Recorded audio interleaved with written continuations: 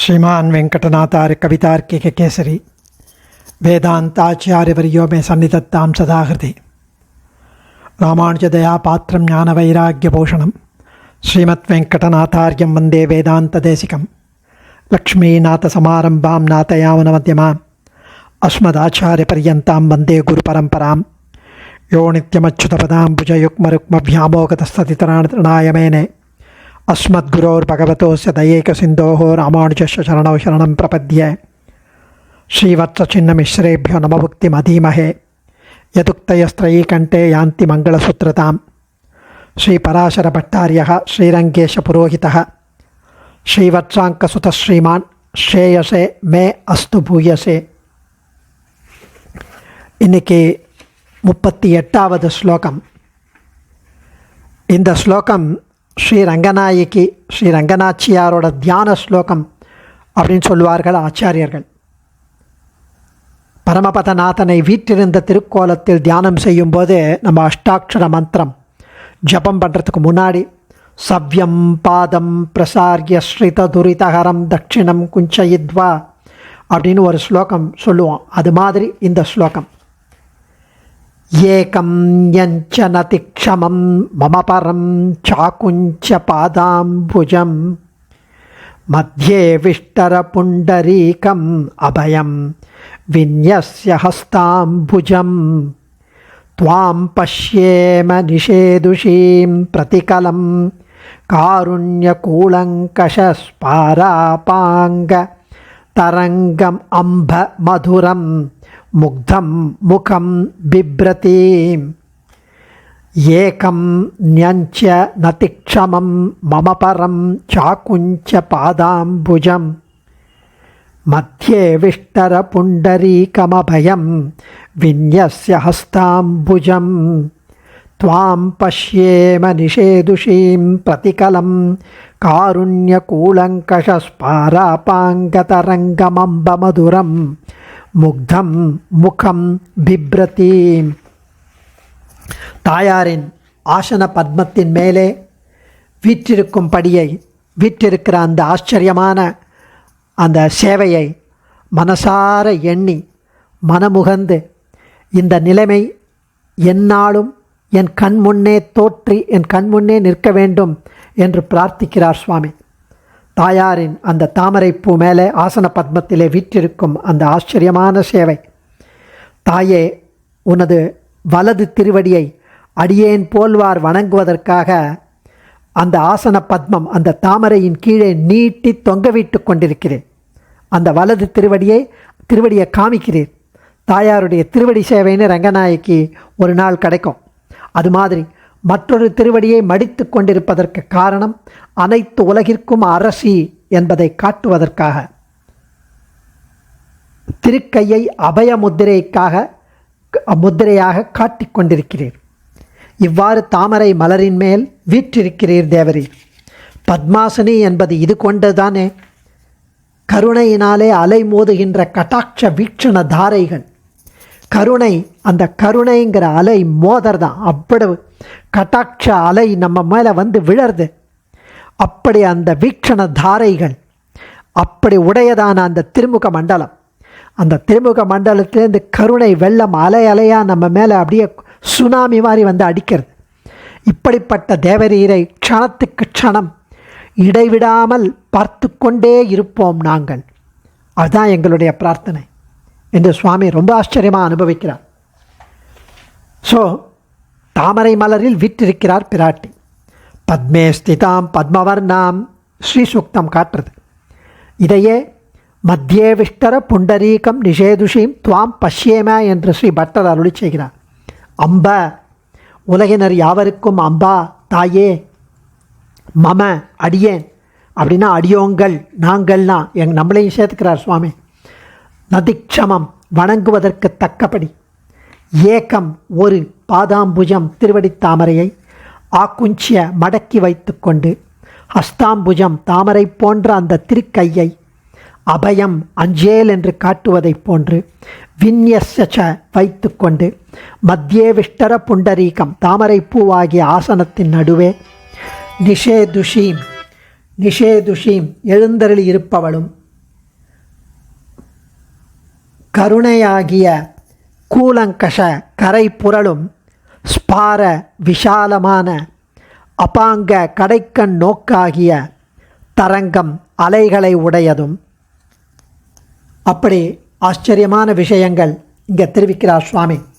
அலைகளை உடையதும், மதுரம் இனிமையானதும், முக்தம் சொல்லவண்ணா எழிலை உடையதாகவும் அழகை உடையதாகவும், முகம் அப்படிப்பட்ட திருமுக மண்டலத்தை பிப்ரதி கொண்டுள்ள துவாம் தேவரீரை பிரதிகலம் ஒவ்வொரு க்ஷணமும் ஒவ்வொரு செகண்டும் பஷ்யேமா சேவிப்போம், சேவிக்க கடவும்.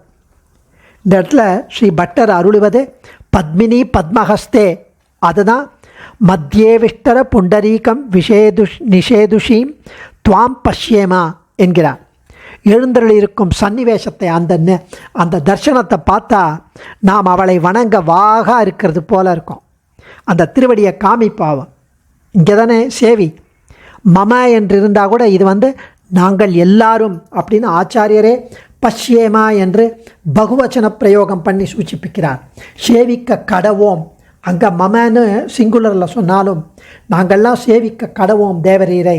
பஷ்யேம பிராட்டியின் பேரருள் கடல் போன்றது, கரையை பெயர்த்து கொண்டு வரும், திடர் நிலத்திலும் ஏறிப்பாயும் என்ற கணக்கில்னு சுவாமி தேசிகன் காட்டுகிறார்.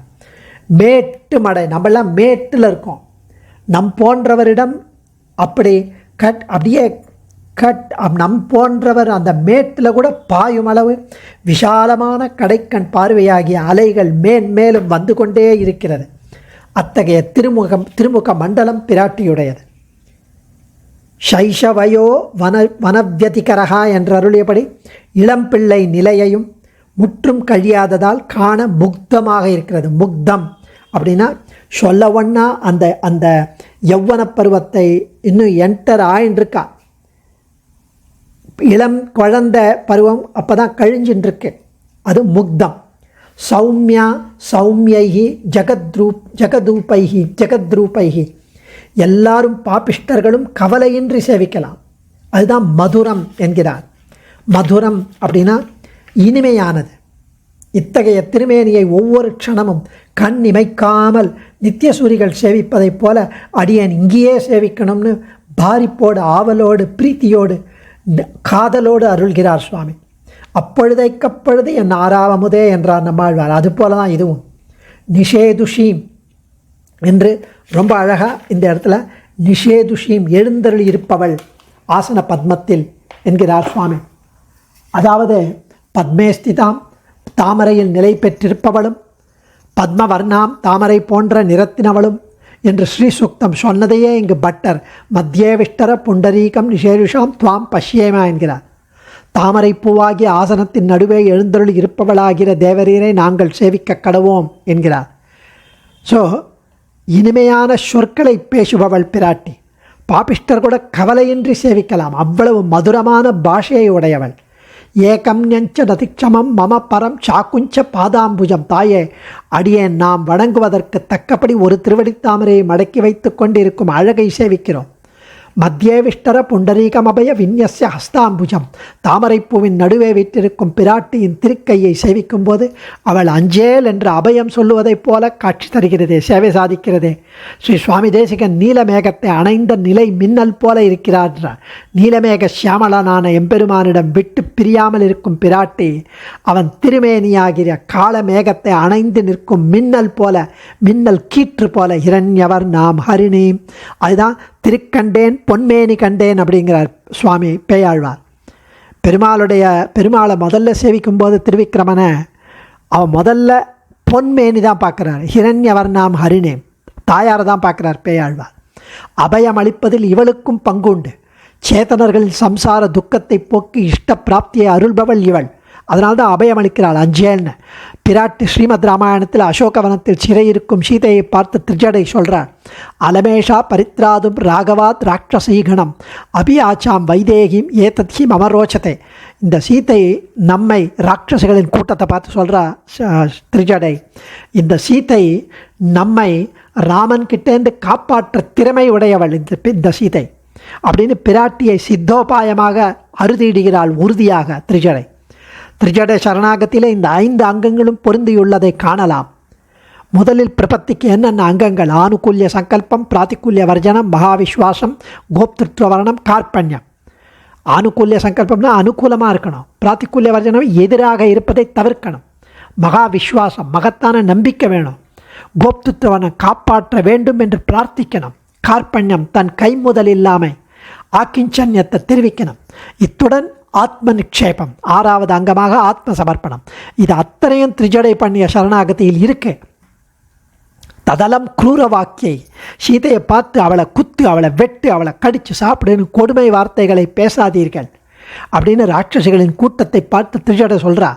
இதிலிருந்து பிரதிகூலமாக இல்லாமல் இருப்பதற்காக பிராத்திகூல்ய வர்ஜனம் என்று சாந்தமேவ அபிதீயதாம், சீதையை நல்வார்த்தையோடு பேசுங்கள். சீதையோடு இதிலிருந்து அனுகூலமாக நடத்த சொல்லப்படுகிறது. அபியாச்சாம வைதேகிம் ஏதத்ஹி மமரோச்சத்தை, சீதையிடமிருந்து நாம் அபயத்தை பிரார்த்திப்போம் என்கிறாள்.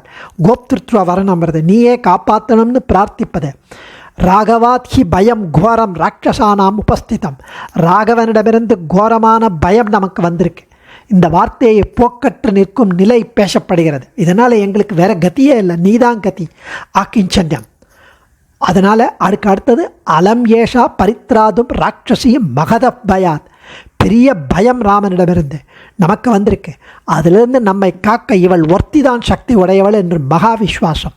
பிரணிபாத பிரசன்னாகி மைத்திலி ஜனகாத்மஜா, இந்த சீதை கருணை சுரக்க மகிழ்ந்த உள்ளத்தினலாய் நம்மை காப்பாற்றுவாள். அதனால் அவளை வணங்கி பிரார்த்திப்போம், வழிபடுவோம் என்று ஆத்ம நிக்ஷேபம் பரநியாசம் சொல்லிற்றாயிற்று. இதிலிருந்து இந்த பஞ்ச அங்கங்களும் உள்ள அத்தனையும் திரிஜட சரணாகதியில். அதனால் உங்களுக்கு ரட்சகியாக நான் ஆவேன் என்று சொல்வதால் திரிஜடை சரணாகதி பலித்தது. ஏன்னா சீத்தை சொல்கிறான், நான் காப்பாற்றுறேன். பிராட்டி சித்தோபாயமாகிறாள். இப்படி சிவந்த நிறமுடைய பிராட்டிக்கு கருத்த கண்கள். இதற்கு எதற்காக மை நிறம் இவள் கண்களை ஆசிரயித்தது. அந்த மை அதுக்கு ஒரு பெருமை வரணுன்ட்டு அந்த மை அவள் கண்களில் வந்துதான். மென்மையான திருமேனியுடைய பிராட்டிக்கு தாமரை பூவின் மகரந்தமே உறுத்தாதோ உன் மார்பை, அதனால்தான் நீ பெருமாளுடைய மார்பை வாசஸ்தனமாக கொண்டாயோ. அடைவதும் அணியார் மலர் மங்கைத்தோள் மிடைவதும் அசுரர்க்கு வெம்போர்களே, எம்பெருமான் புருஷார்த்தமாக எம்பெருமான் அடைவது ஆபரணங்கள் நிறைந்த பிராட்டியின் தோள்களை. எம்பெருமானுக்கு புருஷார்த்தம் எதுன்னா பிராட்டியின் தோள்கள். அதனால்தான் அவன் அவளை தன்னை நெருங்கச் செய்வதற்காக ஆஸ்ரித விரோதிகளை அழிக்க போர் செய்கிறான்றார் நம்மாழ்வார். அடைவதும் அணியார் மலர் மங்கை தோள் மிடைவதும் அசுரர்க்கு வெம்போர்களே, அதனால்தான் அவன் அசுரர்களோட போர் புரியறான். ஏன்னா அவன் அணைச்சிப்பான். ராமாயணத்தில் 14,000 ராட்சசால் வந்த கரதூஷண வதத்தின் போது 14,000 ராட்சசர்களை தனி ஒருவனாய் 1.5 மணி நேரத்தில் ராமன் போர் செய்தான்.